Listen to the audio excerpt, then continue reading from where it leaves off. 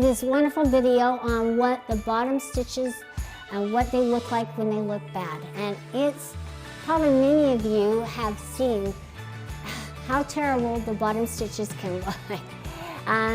But it's one place that we don't look at the bottom as often as we should. And so when we're done with the quilt, when you turn it over, how many of you are just like, oh my heck, what happened? It's so beautiful on top. And then you turn it over and the bottom looks horrible. Okay, let me talk to you about the one problem I see time and time again. For new beginners to old pros, we just forget this little step. And I can't tell you how many times I've done it myself, and it is making sure the thread is threaded correctly and pulled through the disc. So I took it out of between the disc to show you what it looks like when it is not flossed. Notice how terrible this looks, and it's all because I didn't take my threads right here in this hand and pull it between the disc. Now I'm going to show you what it looks like underneath. Now that I've just done that one little step, you're going to see a world of difference. So I'm just going to turn my machine on.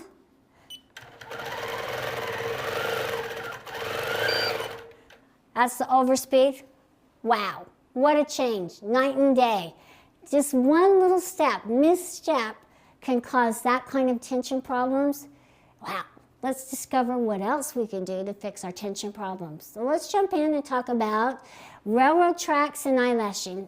I talked to you about it what it looks like on top. The same thing kind of applies for the bottom. When you're seeing eyelashes and railroad tracking, these are the things that you need to look for and need to adjust to help fix the problem. Okay, when you have eyelashing underneath, the top thread is being pulled down to the opposite layer of the fabric, and it looks like your stitching is suddenly grown eyelashes or railroad tracks. So it looks just like it looks on top, but it's underneath. But what you need to adjust is different. We adjusted the bobbin mostly for when we had railroad tracks and eyelashes on top. Now we're going to adjust our tension knob to get rid of those railroad tracks and the eyelashing. And that's what you need to remember, is that when you have problems on top, most of the time it's the bobbin case. And then if you're having the problems underneath, most of the times you'll need to make adjustments with your tension knob. Now that doesn't mean that you don't check the bobbin case periodically and make adjustments on it if you are having problems on top. And it doesn't mean that we don't check when we're working with our bobbin case, our tension knob, and make some adjustments. Sometimes you need to do both. So don't be fixated that we're telling you that this is the way to do it.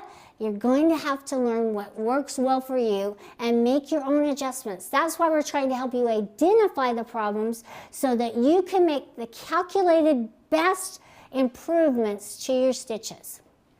So if you have eyelashing and railroad tracks underneath, first thing that you're going to do is you are going to double check the threading path of your machine. Make sure it's flossed through the disc, make sure it's not wrapped around the check spring, not wrapped around this one right here, the thread guide right here, and that will be your first step. The next step, if it continues to happen and you're still getting a terrible look underneath, you're going to, if it's eyelashes and railroad tracks, you're going to start tightening the tension disc, okay? Now, remember the rule of thumb, we said to start out with number 1 and then increase the tension. That was kind of a rhyme. I made that up. You can use it anytime you want to. So, the rule of thumb, start out with number 1 and start increasing the tension, and you'll increase it in increments and keep double checking as you go, and eventually you will find that sweet spot to where the knot is buried between the layers and you're getting that nice even tension.